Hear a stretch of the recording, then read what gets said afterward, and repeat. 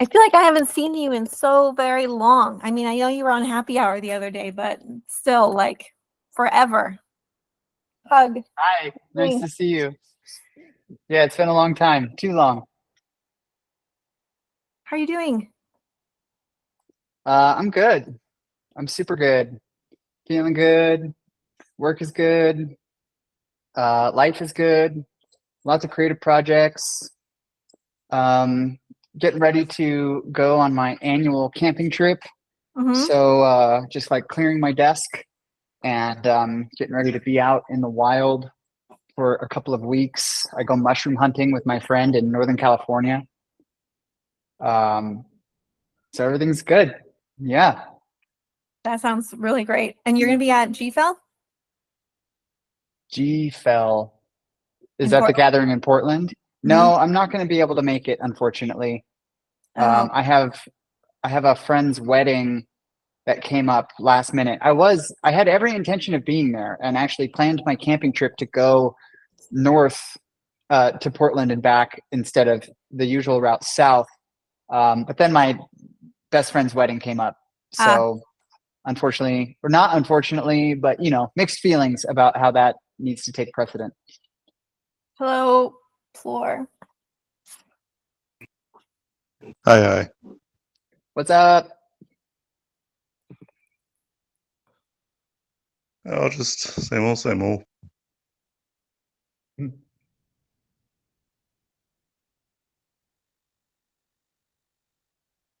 Okay, I'm just getting set up here. I have an audio visual presentation, so I hope Ooh, the sound sharing will work. yeah. James, have you met Plor? Have you guys met Plor and Exhumed? Don't think so. I think you were helping out in the chat planning Locodile Summer, weren't you? I might be in that chat. I'm in random chats. I don't participate a whole lot, so I'm kind of a lurker. Yeah.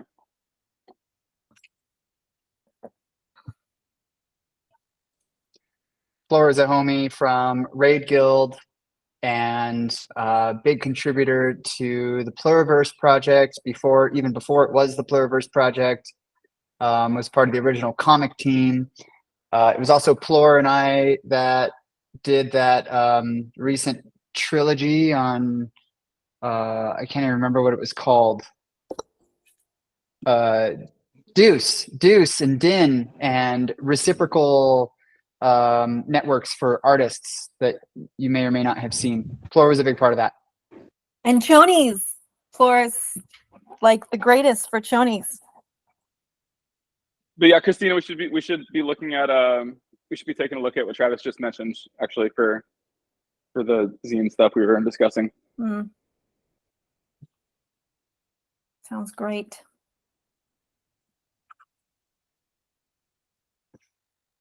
All right, Travis, Okay, maybe we'll I'm just going. give it a.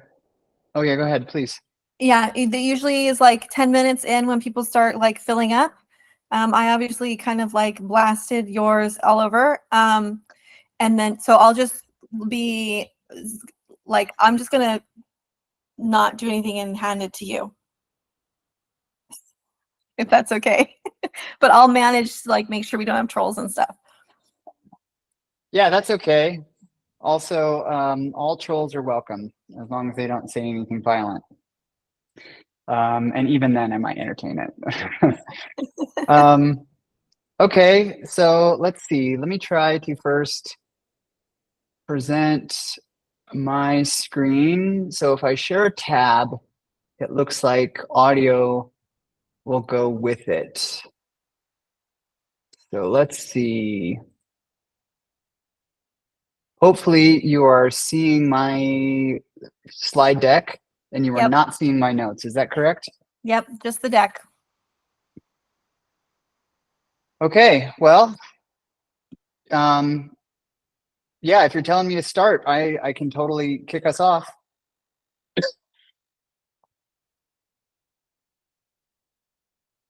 I'll take that as a yes. Okay, well, hello, everyone. Hello, friends. Let's see. My name is Travis. People call me TW. I've been working in Web3 since 2020. I work as a UX researcher and a UI designer and a DAO strategist. I'm a contributor to Raid Guild and DAO House and Gitcoin and various other projects in the space. I think everyone here knows that. I'm also an artist and a musician and a philosopher. So today I have the privilege of being able to share with you some of these projects that are very near and dear to me that I don't often discuss in Web3 circles. For the past 5 years or so, I've lived off-grid in a unique Earthship house in northern New Mexico. And just this year, I've transformed this house into a residency program. And this is very much informed by my experience contributing to the Web3 ecosystem. So I'm going to tell you a little bit about this experiment today. Also, it's worth noting that this presentation is peppered with some brief audio interludes. So make sure that your volume is up when we get there. This music that I'm going to share with you was all made by myself and also my collaborator, Curtis Tam. And we have a project together called Perpetia. So pretty soon, I hope it will become clear why we're taking this time to sit and listen to some of this material together.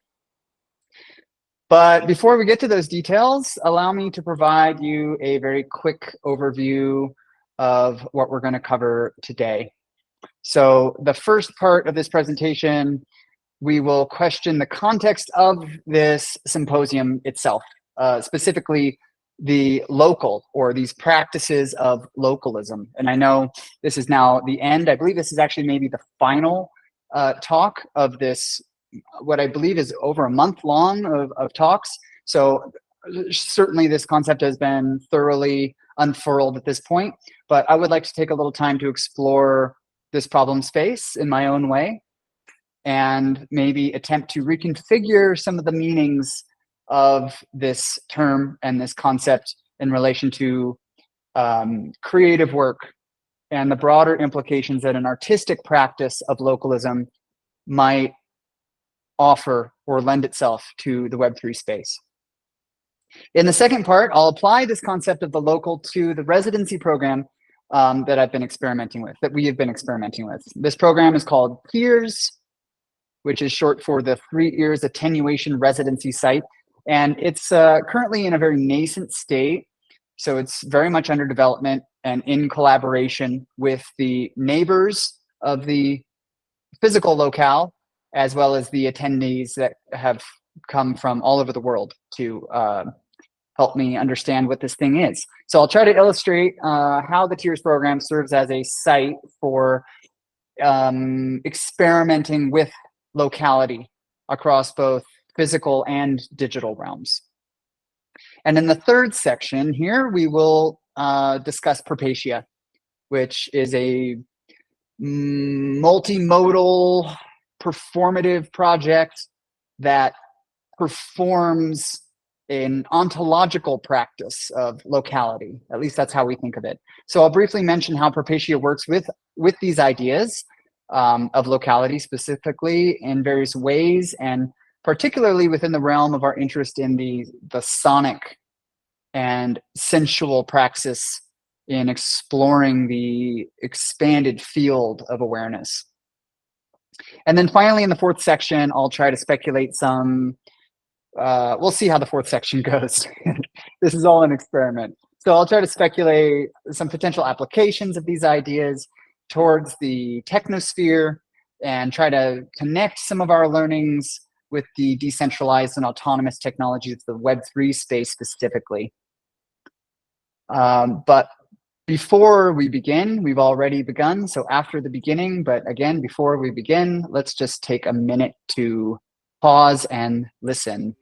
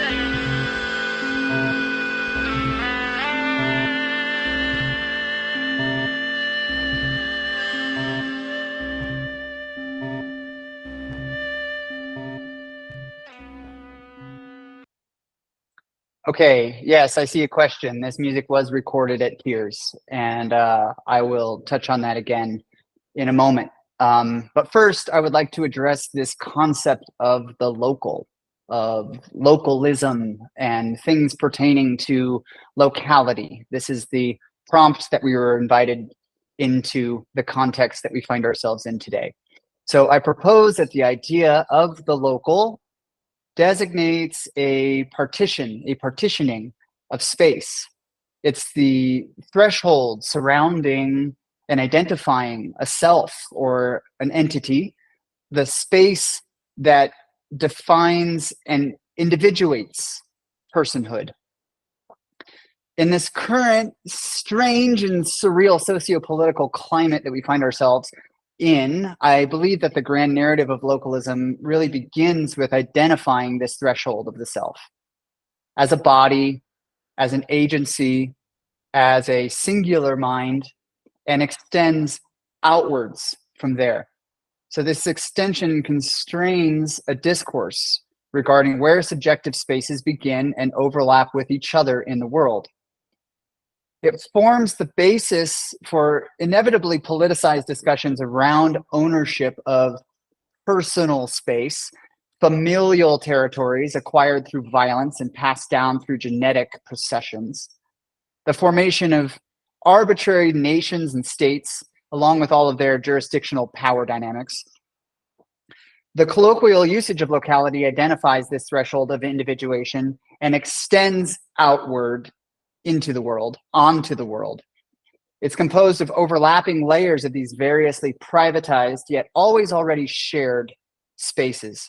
However, I would like to propose today that we reconsider the emphasis on compartmentalized space and delineated territories.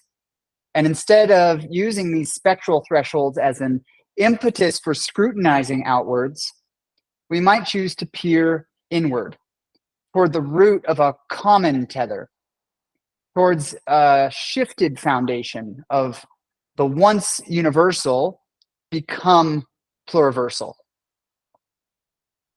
So I'd like us to entertain the potential of inciting an ontological pivot at the site of locality. A shift in an inward gaze allows us to articulate the individual as always already enmeshed in contextual relation to and with the environment, entangled in selves already arrived before us, defined a priori relational embeddedness. This constitutes a focus on the ground rather than the figure. In the traditional gestalt of figure-ground relations. So by making this subtle shift, by not changing the threshold so much, but altering our orientation upon the locus of focus itself, we can begin to understand the relatedness of the structures that compose this self. To reorient to the ontological language we use to articulate ourselves to ourselves. So we might begin again from a place of commonality and shared cohabitation. And from this disposition, we can start to dismantle the universal and universalizing languages based in ownership of territorialized realms. And instead, we might move towards a way of relating that is motivated by relinquishing any such ownership and considering a common responsibility to steward and care for the others among us. Identifying opportunities for cohabitating with them in shared spaces and opening thresholds rather than closing them off into partitions.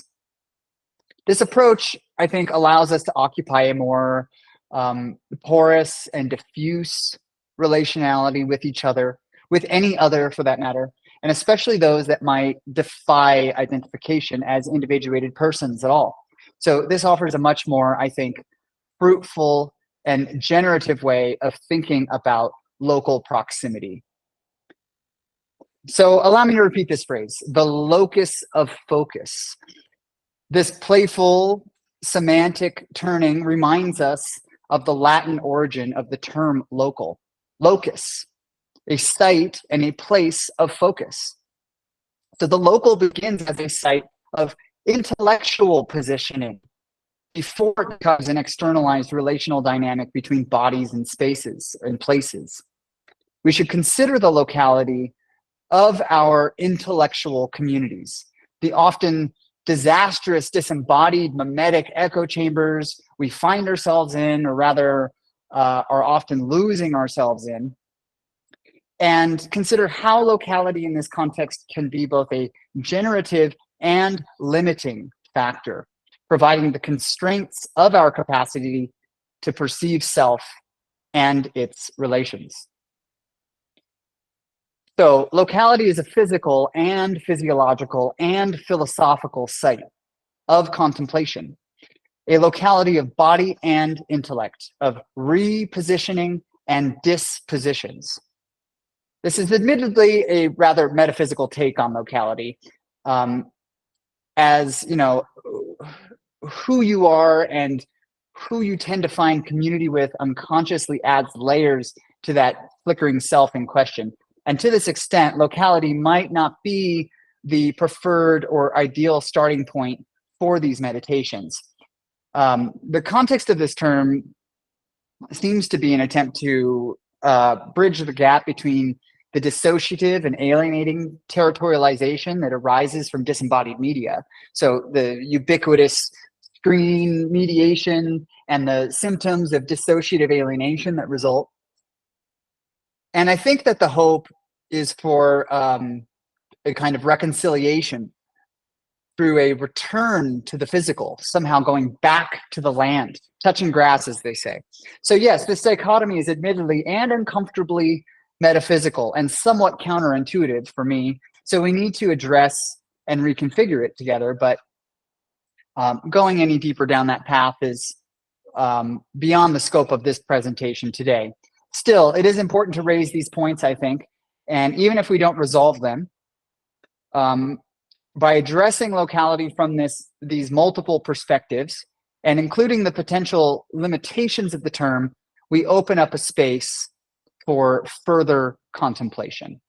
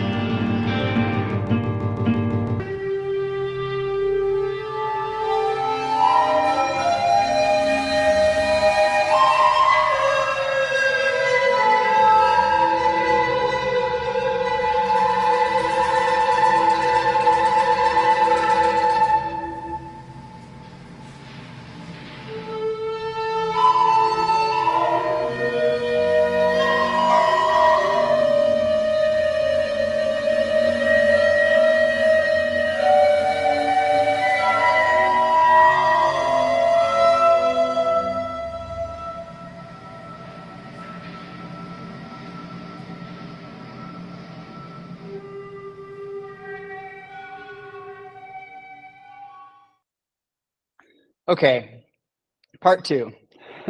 In this section, I will try to softly apply this meditation on locality to a specific site. And that site is the 3 Ears Attenuation Residency site. So the word attenuation in this acronym is something we carefully considered when naming the program. So initially the name was going to be the 3 Ears Artist Residency site, which would be decidedly more familiar and evoke a common organizational archetype. Everyone knows what an artist residency is. However, we wanted to broaden the program's appeal beyond just artists to include technologists also, and others that are thinking and feeling deeply along these lines who might not consider themselves first and foremost to be creatives or creators. We also considered naming it the 3 Ears Attention Residency site, again, recalling that emphasis on the locus of focus that I mentioned earlier, but we ultimately settled on attenuation, which is a technical term here referring to the passing of attentive energy through the material substrate of the physical place. So 3 ears is deeply tied to a specific and physical site. It cannot exist anywhere else. It begins with an emergent awareness coming out of this place, and the programming and all of its related paraphernalia of the governance and the economics, they respond to that place rather than imposing a preconceived concept of some universalized program and imposing or projecting it upon any such location. So the concept of the program emerges from and reciprocates with the site itself. So you're probably wondering at this point, what the fuck is this thing? So Tears is a DAO, although currently with only one member. It's an empty organization, so to speak, kind of seeking members. Tears is an economy, but without a currency.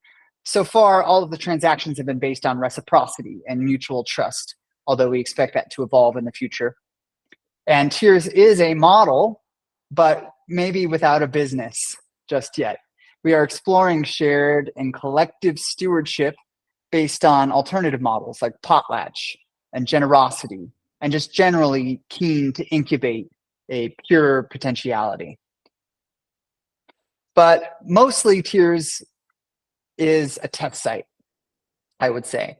So typically when people talk about test sites, within the context of artist residencies at least, they refer to spaces of, pure potential, I guess you could say, where attendees can interpret and experiment freely with their creative practices outside of the normal economic and social pressures of their lives.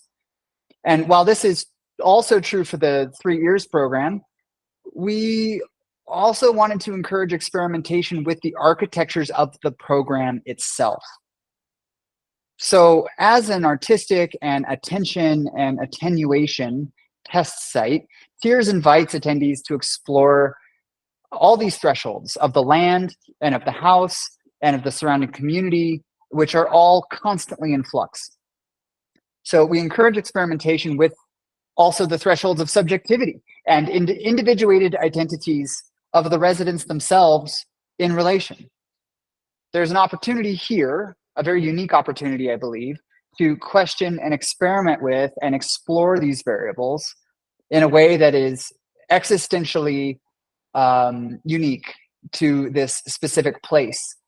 And this is ultimately the underlying motivation for extending this invitation to others.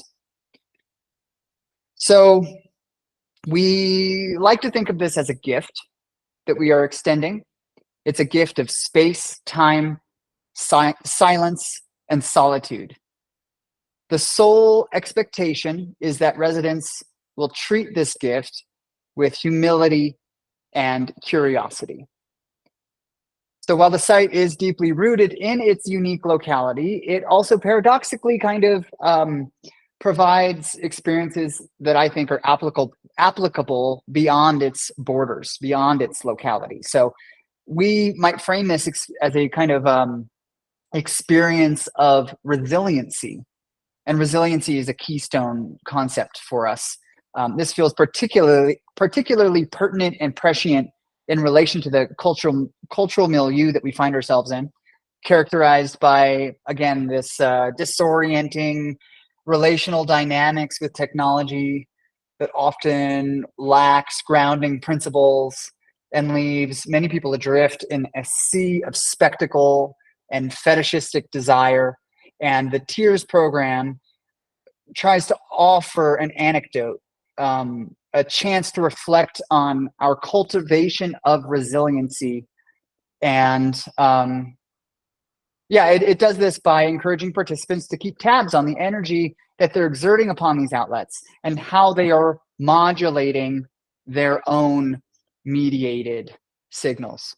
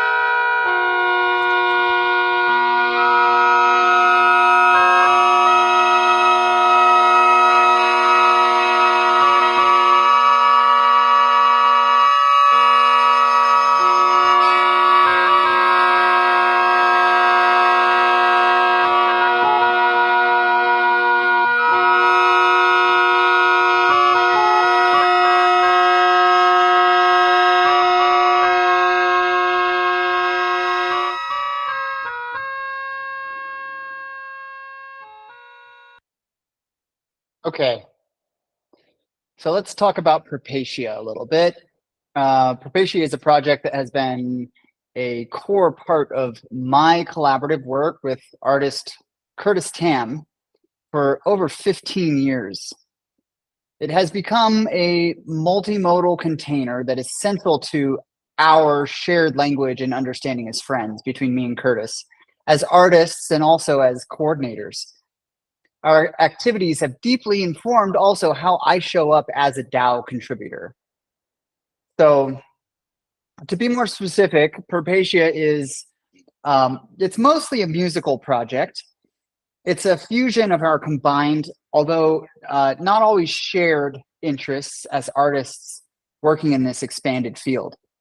So each of us brings our own idiosyncratic focuses and specializations to the table, and it's that friction which creates the generative actions of the project. This music could be confused for abstract or ambient music, evoking atmospheres of a kind of general nature. But I believe it's more accurate to see Perpetia as a concrete project that isn't just about any space, anywhere, but rather about specific places, places that, as the makers, we can recall in vivid detail. So as collaborators working in the context of improvisational music and lorecraft, we often disregard discursive agreement in favor of more complex and emergent relational forms between ourselves and with the sounds that we're working on.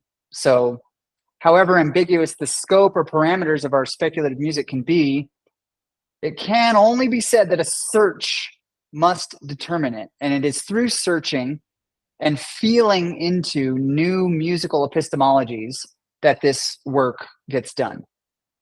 So for us, this occurs by way of a love for our hearing, much more so than it does by a way of some strict orthodox musical practice of composition.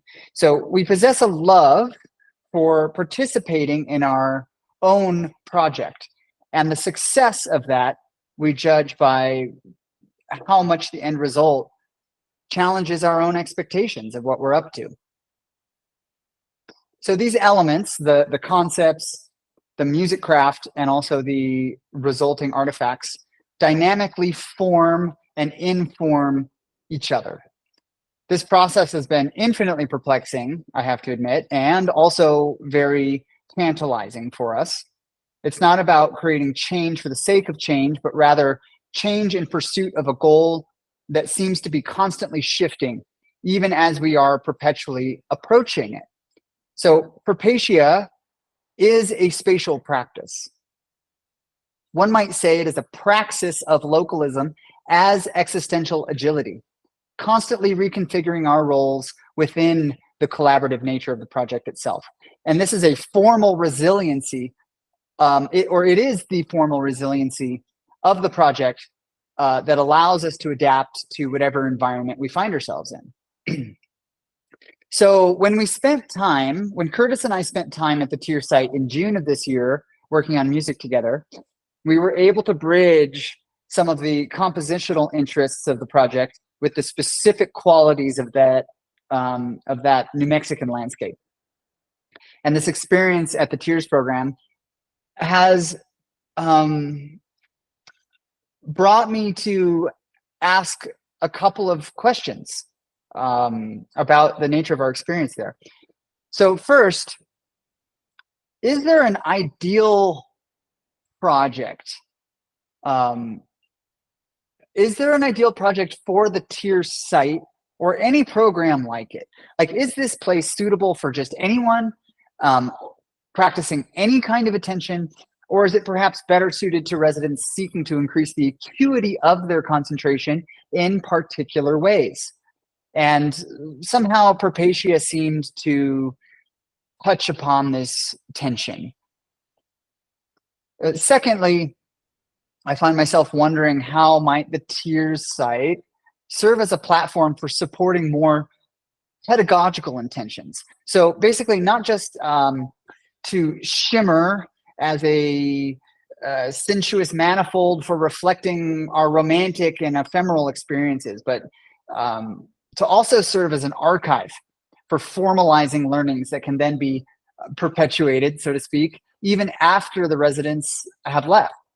So how might the site serve as a platform for an imminent dialogue between disparate speakers to provide them with a foundation, a shared reference point, a collective memory, and what kind of new epiphanies might emerge from this concretion of positions and dispositionings?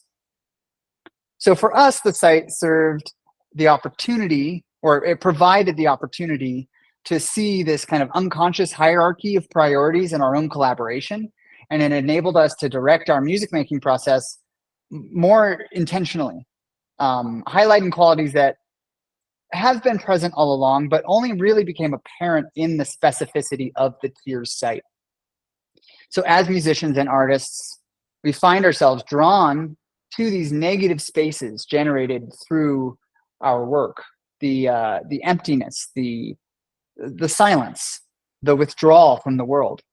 And in this way of thinking, we hope our ideal collaborator may be keen to help us to listen in unexpected ways, however that might be able to unfold.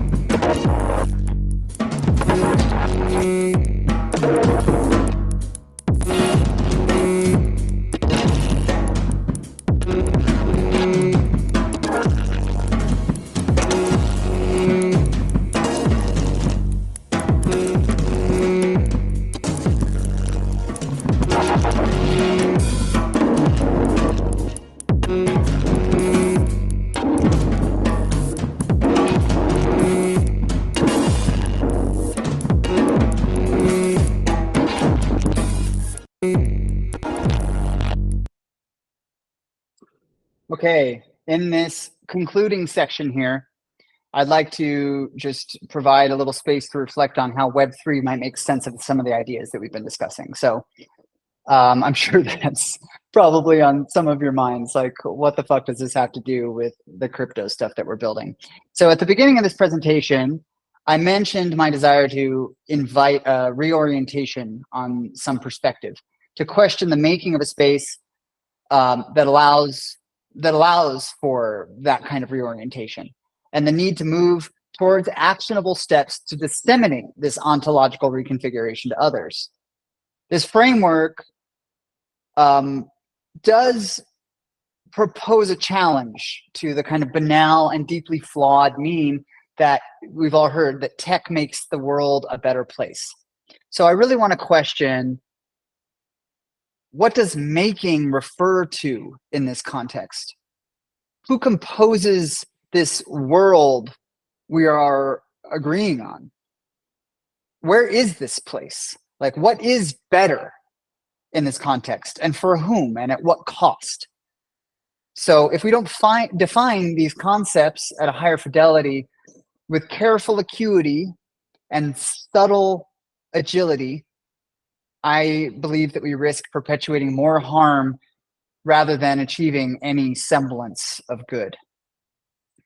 So allow me to quickly recap here. In section 1, I proposed a kind of soft reorientation of the concept of the local. We moved away from this idea of a single source of universally applicable truth and towards a more ontologically porous and pluriversal and idiosyncratic lowercase truth.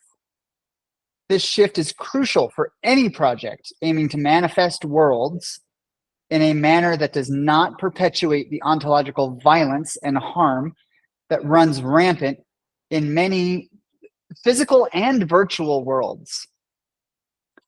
So in section 2, I discussed Tears as a particular instantiation of a site that offers an invitation to reorient without being prescriptive.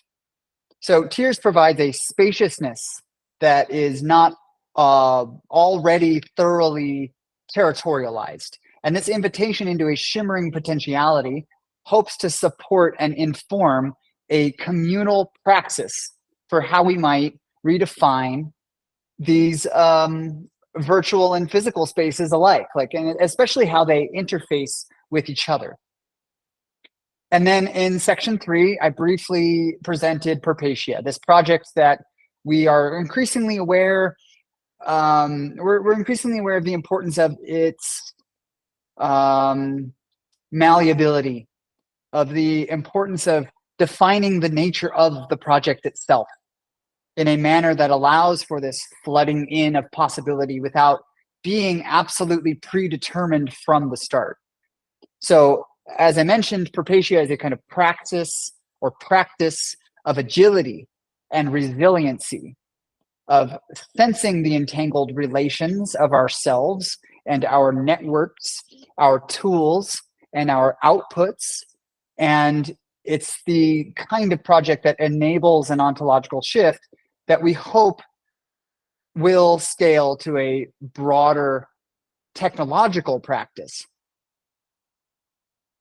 So, you know, at this point, it's extremely tempting for me to try to list and scrutinize all the many problems I have or that I've witnessed in my communities, both local and networked communities, you know, Web3 communities and outside.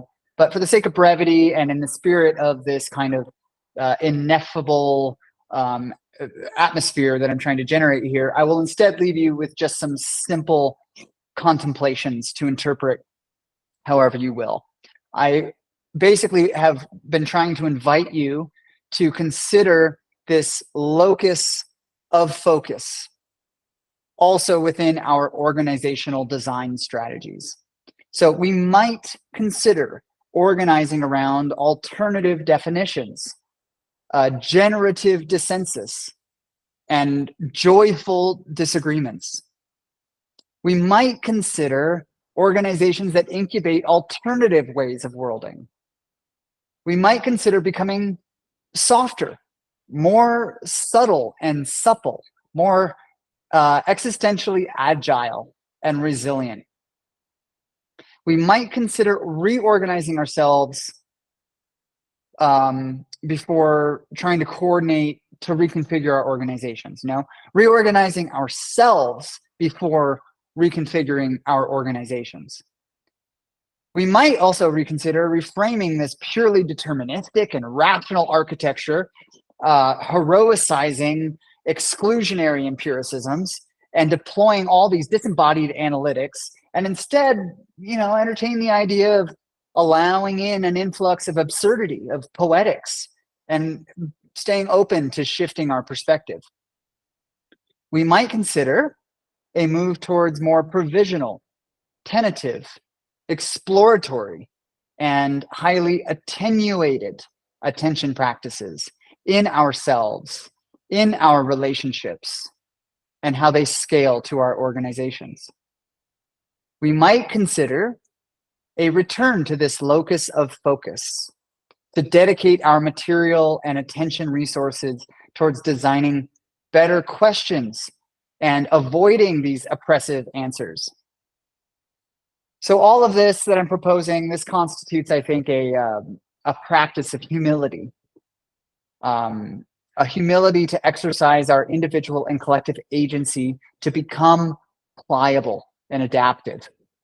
So starting from the scale of the individual, we can then carefully and intentionally scale this approach to encompass the embedded relationship of myself with place, of ourself with place, also the relationship of the projects that we birth with the site of their birthing, and ultimately, I think, the relationships of our projects to each other, and to tie ourselves, bind ourselves with responsibility to stewarding those projects through and holding them accountable. So we might focus on how we invite people into this conversation, into this ecosystem, into these collaborations, this disposition that we're practicing and performing for each other and how we are demonstrating this for ourselves in these close, intimate, local spaces first, and to use that performance carefully and intentionally before opening up those floodgates of attention and letting everyone rush in. So I hope that I'm clear that this approach is ultimately motivated by deep love for engagement and the relational exchange as the site, as the fulcrum of invention, and a desire to try to encourage us to reprioritize our efforts towards a more meaningful and intentional practice.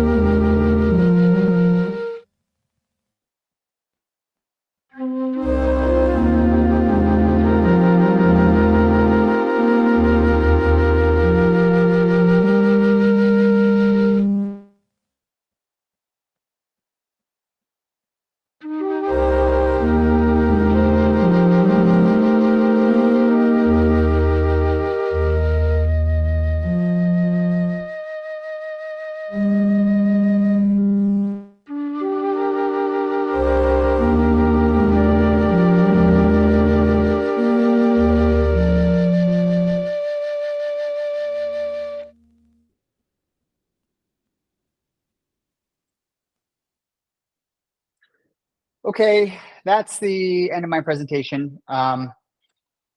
Thank you for enduring all of this absurdity. And also thank you to the organizers for inviting me to fill up some space here. I guess I'll quickly mention that the Tiers program is currently accepting any inquiries from curious seekers to come and stay on the land and help me organize all of this programming. So we're welcoming Web3 folk as well as artists. So if you or someone that you know is interested in attending, please get in touch with me. And you can also visit the 3 Ears website, 3ears.site, which is on the screen right now. And also, you might be curious to know that Perpetia, the music project, is currently mixing and mastering a backlog of like 5 albums, and 2 of them were recorded at the Tiers site in June, and we heard samples of them today. So we are planning a tour, and we're planning all of these releases probably for early next year. So if you're interested in, I don't know, supporting this project in any capacity or just learning more, also feel free to get in touch, and you can find me on most platforms. I'm not actively engaged on social media, but I do have a light presence there, and you can find me by my actual name, Travis Wyche, which is displayed on the screen right now. And yeah, I think we have some time for questions. I'd be open to that. Thank you again for your careful attention today and in the future.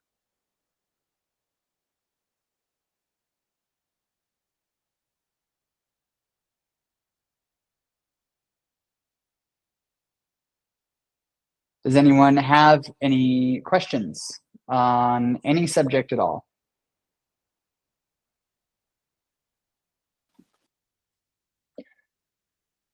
I have a question about so I've been following along a little bit, and I noticed that you were experimenting with different, I guess, like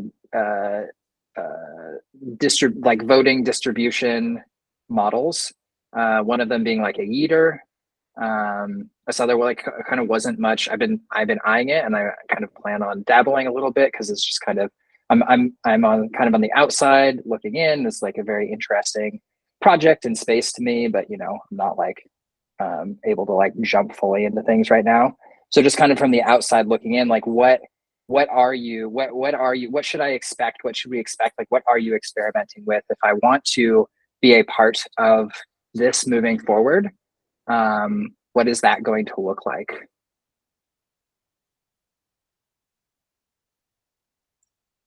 And maybe you don't know. Like maybe it do. is all a okay. I mean, I do, to the extent that you have to understand that it's all provisional. So the main thing that you can expect is that I have been singularly tasked with stewarding this land and this house, and I have personally birthed this program from nothing. And so as of now, it's just me. But what you can expect is a continuous stream of invitation to try to identify opportunities for others to be involved in a non-prescriptive way in whatever capacity they feel like they can, in order to extend this invitation, to extend the reach of this invitation. So I know that's pretty general, but that's where we're at. It's early days here. To be a little bit more specific, there are a whole slew of, there's like a whole list of tasks to attend to, from governance to fundraising to necessary documents and legal liabilities and coverages, to also all kinds of cultural programming on many different fronts. And there's definitely a lot to discuss on each of those bullets. And so that's why right now I'm extending or like curating a community from those that I already know. My background is in the fine arts and experimental music and academic philosophy, stuff like that. So I'm inviting that community to come. I've also been in the Web3 space for some years now, so I'm extending that an invitation to that community to come. And based on the specialization, I have no shortage of ideas for what we might do. And at the end of the day, or let's say more concretely, at the end of this year, I'm kind of doing like a 1-year pilot program, right? Cohort 0 is happening now. So at the end of this year, I'll have a better understanding of what kinds of interest there is based on the conversations that I've had.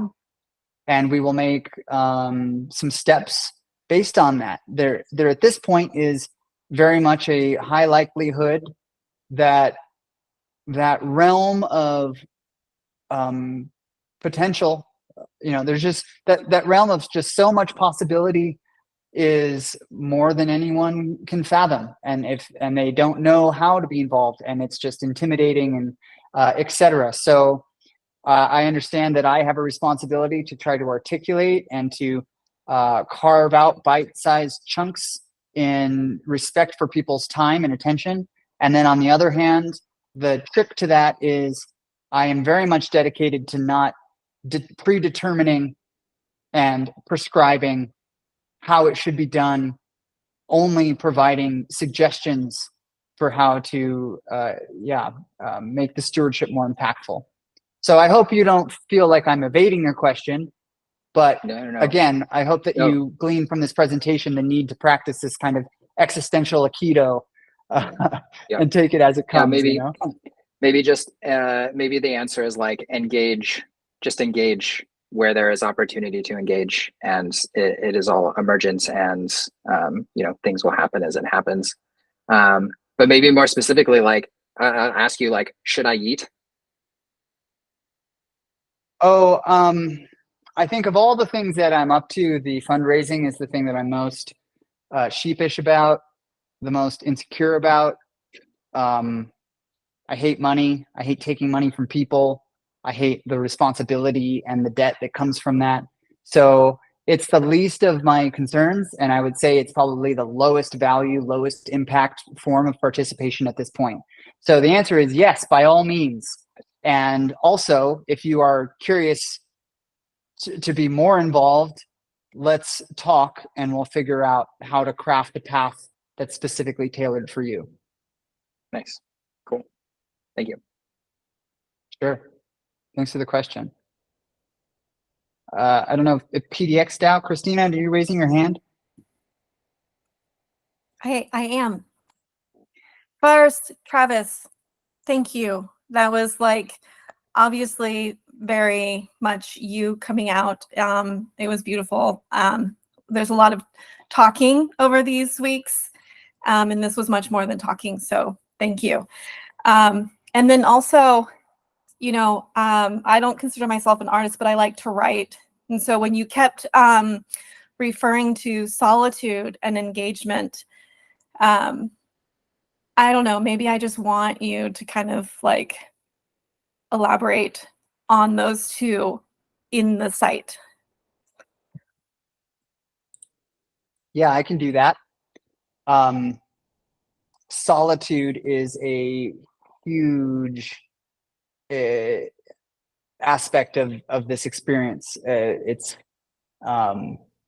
core to the experience that one has with this place, and therefore the programming is kind of enveloped around that void. Sorry, I don't mean to speak in riddles, but all I mean to say is that it's undeniable that when an individual or even a couple, and that's really all the house can really support, when an individual or couple are on location, the silence is palpable. The separation from the world is very visceral, and it's not in a pejorative sense. It's not a negative experience. It's horrifying, to be sure. But from that horror, from that objection, I think there is this profound potential to reconfigure ourselves. And so that's why I've tried to emphasize that reconfiguration today. Yeah, there's no single form of artistic practice or Web3 practice for that matter that I'm trying to attract. I think there's a place for writing or writers and interdisciplinary practices, to be sure. You should expect a profound isolation, and that has been used. Well, I'll just speak for myself, right? Because I lived at this place for 5 years up until just very recently. That isolation and that silence and that solitude can be used as to leverage extreme focus, the likes of which I have never experienced anywhere else. The capacity to focus on a single thing at the exclusion of all else is a unique quality. It goes hand in hand with that you are forced to focus on yourself and how you grapple with that extreme isolation. And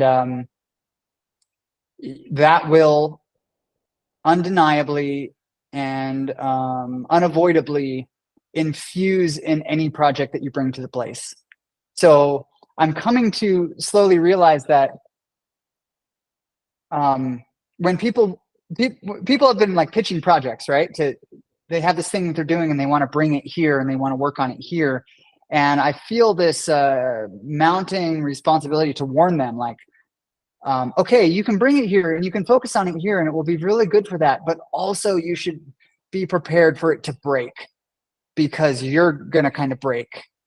And don't fight that. Don't resist it, but lean into it. And if you're open to that kind of change, and if your project is agile enough to integrate that kind of change, then this is the best possible place for you. Otherwise, you're probably in for some extreme discomfort. I don't know if that answered your question. Exunt. Hey, just a side, I feel like that, I don't know if anyone's read the book Point Omega by Don DeLillo. But it has that, it's basically about, hanging out in the desert, and it dramatizes that, like, that sort of everything changes, it just rises up to this threshold, and these guys are almost in this haze that totally separates them from what their initial goal was. Yeah, we haven't talked in a minute. I'm not surprised that we're on such a similar path. I've been, in thinking about localism for the research group, I've been thinking about these sort of multi-capital initiatives that have, call them like autonomous multi-capital initiatives that have been able to bootstrap themselves into sort of legitimacy on their own terms. this rebuilding center that takes excess building resources, and city repair that sort of goes to communities and identifies like little community enthusiasm around intersections, and have both gone through this process of alluding to this multi-capital wealth, or discovering this multi-capital wealth that is autonomous, and building structures around it to the point that years, 5-10 years later, official bodies come in and say, oh, you guys are doing, racial equity stuff, or you guys are doing climate security stuff. And they're like, sure, you could call it that. But, the results of this sort of multi-capital autonomous building are always intersectional. Anyways, it's an interesting way that, you can, again, build sort of legitimacy and participate in society on your own, participate in the broader web of value on your own terms, coming through the back door without necessarily referencing financial value. So in thinking about this, I've been thinking about the 8 forms of capital, and it's caused me to, I've like been honing in on a potential 9th form of capital, which I call virtual capital, which, when I say that, I'm referencing like probably Brian Masumi, I think you're probably aware of. The virtual is sort of a more technical version of, when you say virtual capital, you could say like, or the virtual at all, you could call it like the sense of possibility. I wrote down like, for definition of the day, the pregnant haze of potential that objects contain, something like this.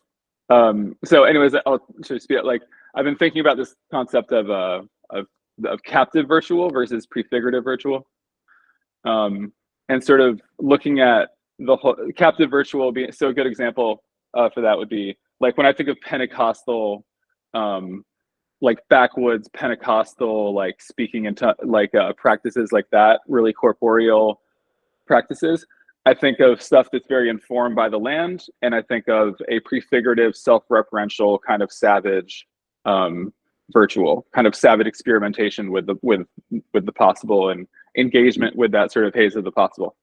When I think of televangelism, I think of a captive version of that, right? So instead of being directly in reference to itself and directly related to that sort of, like you say, that sort of silent observation of the sort of atmosphere around you, that has this really easy Monarchian good and evil lens on it that it's all instrumentalized to. So basically, to sum up, like I have been considering how to organize real, initiatives around, taking this multi-capital script, but throwing in this 9th form of capital, this prefigurative virtual, and saying, how do you relate to the virtual in a way that isn't instrumentalized by financial capital, but is but in a way that you could organize your relation to all the forms of capital in a way that's instrumentalized toward the production of the virtual. This is like I feel like I hope I'm not being like too technical, but I guess I just wanted to throw out that like there's like intense parallel between that, and maybe my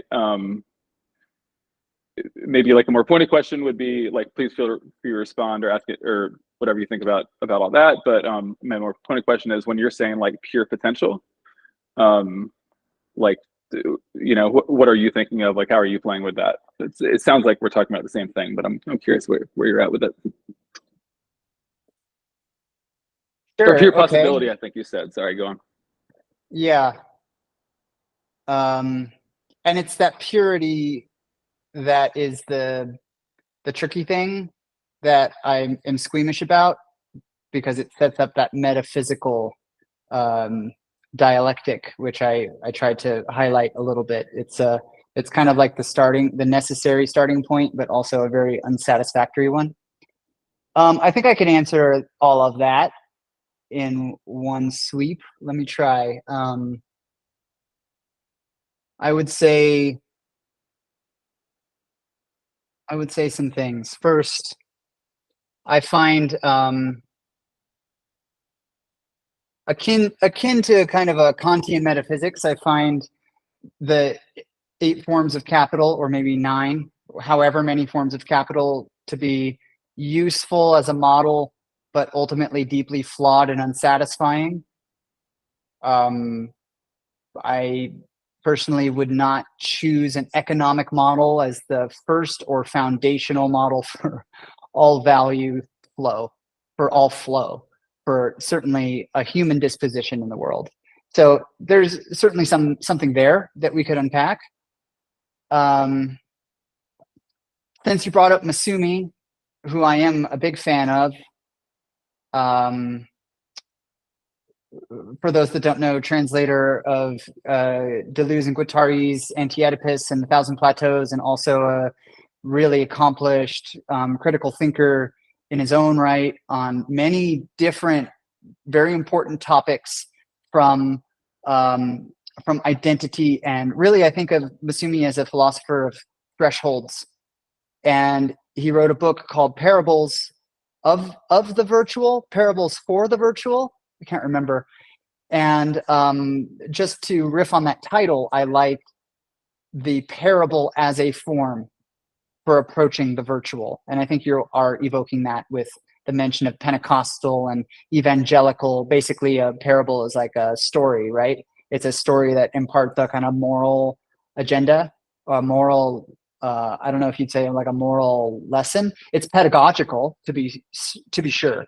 And that's absolutely something that I'm interested in. The pedagogical aspect of this work that we're up to with these experimental economics and with these shifting reorientations to ourselves and to each other in the landscape. What are we trying to learn? How do we impart these learnings to each other? How do we formalize them without making them dogmatic and orthodox? How do we share them with a wider audience in a way that conveys that morality without the signal becoming mangled? My key takeaway from Masumi's book, Parables of the Virtual, is really his emphasis on intensities. The way that the virtual is measured, the metric for the virtual is through a spectral gradient of intensities that are always relational. And I think this is something that has stuck with me as kind of defying and breaking that foundational economic disposition towards the world of units of measure that are so clear and concrete and calculable, and maybe moving towards intensities of qualitative experience. So not abandoning the project of measurement, but maybe shifting our orientation towards the value that we are able to glean from it. Not everything can be recorded so cleanly on some ledger. Certainly if it's going to be an immutable ledger, if it becomes a world computer that consumes the qualities of the world. So I think in its most base and atomic sense, or maybe to emphasize the foundation, like in terms of the cultivation of understanding, right? The envisioning of that which we stand upon, that which is underneath us, and the cultivation and understanding in that sense. I think the Tears program and Perpetua and my general, speaking for myself, my general disposition towards these conversations is to avoid a rootedness in economic principles and in quantifiable metrics, and to try to move towards parables in telling stories, in evoking a language of allegory and metaphor to try to tell the story in a different way. So I agree. I think we are maybe talking about the same thing, but it matters how we tell that story. And I think that story is more about not identifying new forms of capital, not to poo-poo on your project. That sounds very exciting, to be clear. But maybe in relation to these projects I was just presenting, more about a fostering of a different kind of abacus, a different kind of instrument for tracking. And if we can enter into this space of intensity or purity, or this pure potential that you're double clicking on, then how significant is it really to track the seconds and the minutes, the inflows and outflows? And what are we left with? What is that experience, that intensity, that spectral gradient that we are experiencing despite ourselves? And how do we render it communicable? So I don't know if that's a satisfying answer. And I also don't mean to evade your question, but that's how I would kind of try to shape it. No, there's something interesting there about the it makes me want to double click myself on this concept of ontological shifts, because I think that's what I'm proposing to is an ontological shift, again, towards envisioning these other forms of capital in the light of this sort of qualitative or continuous rather than enumerative frame. But I think that you're sort of almost pushing in the direction of like once you encounter the qualitative and the continuous, then do the logistical frames also, like, do they even make sense? But also I think, like, to scale, I mean, my worst critique of, like, I charted Musumi going through like parables of the virtual, and then eventually writing 99 theses on reevaluation of value, and then hooking up with the Economic Space Agency and Holojane.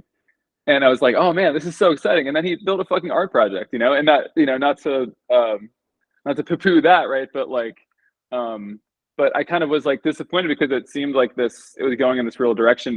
But I thought if this can't be formalized in a way that can scale and deal with the with the very, like, logistical and to some extent enumerative needs of life in cities and stuff like that, then of what use is it? And I like that idea of applying parable to it. I don't know.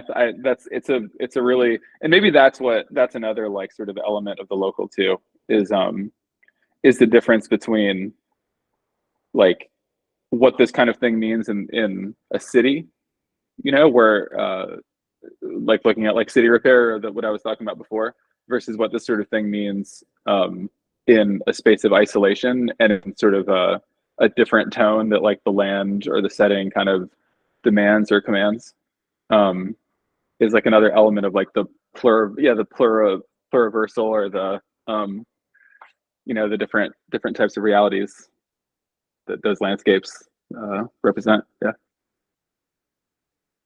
Right. So it might be worth just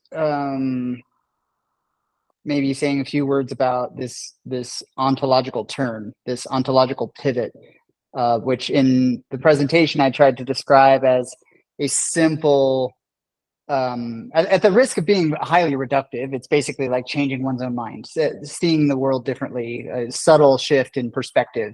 I like the play on words of positioning, repositioning, disposition, because just that meditation provides this very soft ontological pivot.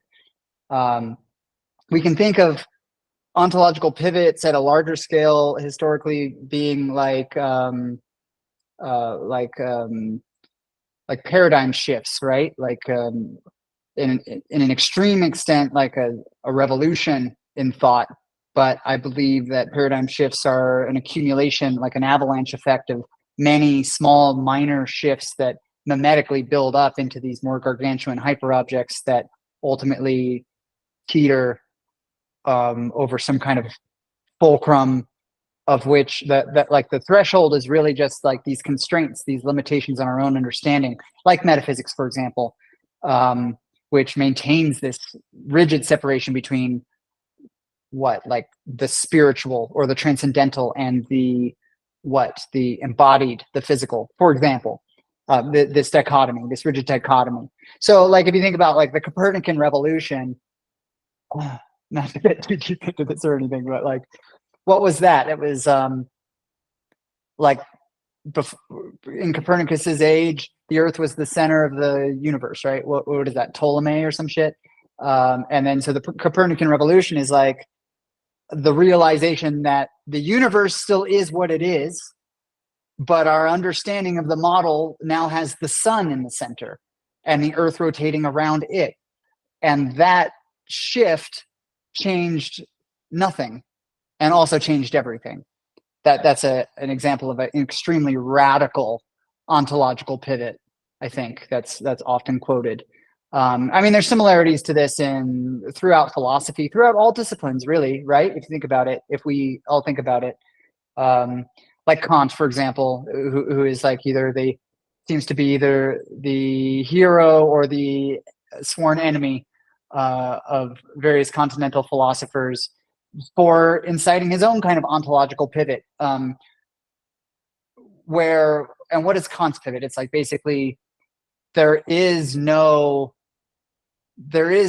thing out there that is separate from oneself, but the self, the subject, is the object which contemplates itself. And again, like having a thought like that doesn't really change anything about the material reality, so to speak, of who we are and how we live. It also has incredible, maybe even you could say violent ripples in how we compose ourselves, how we think ourselves into being and in relation, etc. So, the reason I am I might sound a little obsessed with this idea, but I think of an ontological pivot or shift, but the reason is because I feel that we are approaching this point where there are enough minor accumulated shifts, subtle and supple shifts, the keywords that I've been trying to highlight of resiliency and agility and etc., attention, attenuation. This is all trying to highlight and illuminate this potential, which is, again, unsatisfying to refer to as a pure metaphysical potential, but I think is actionable. We can change our minds towards how we operate as embodied selves through networked relations and scale that to reconfigure our organizations. And although the material world might seem to not be affected by that, our internal reality will undergo this shift from the singular universal to that porous pluriversal, which becomes a meme which we can spread through that social cultural architecture through the substrate of our networked relations. I don't know if I'm making any sense now. I think this conversation has maybe gone very much into the abstract, as you and I tend to do, but hopefully some of what we're saying provides some of the context behind the intellectual histories here. One of the very first things that I said in section 1 of the presentation was about how the meditation on localism kind of needs to begin with appreciating that it's always an intellectual positioning, right? And so I'm glad that you brought this up, because this I think we're unfurling a bit more what I meant by that intellectual positioning that comes first.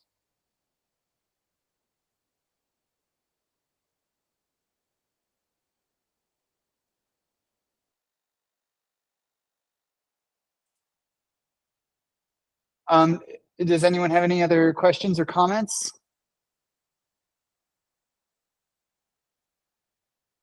Otherwise, we can wrap this up. I don't want to keep you hostage.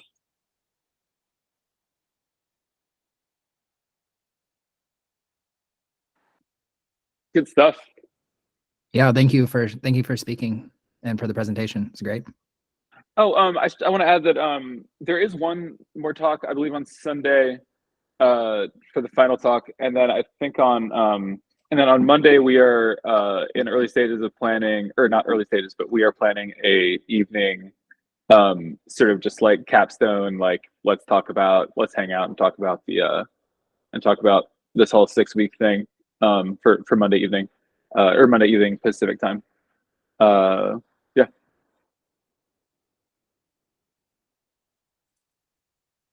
Cool. Well, thank you to you guys for organizing this and for inviting me. It has served as a very valuable forcing function to try to formalize some of these ideas. I've never talked about this program, either of these projects, to be honest, in public before. So I'd be curious about any feedback, positive or negative, with how that went. And yeah, visit the website, or feel free to get in touch with me directly. I'll just put it again here in the chat. It's 3ears.site. And hope to hear from you. Thank you, Travis. We'll have the link to the recording in the calendar event, and a doc with the transcription in that calendar event also. And I'll also share that in the Telegram. Thank you. Thanks. Bye.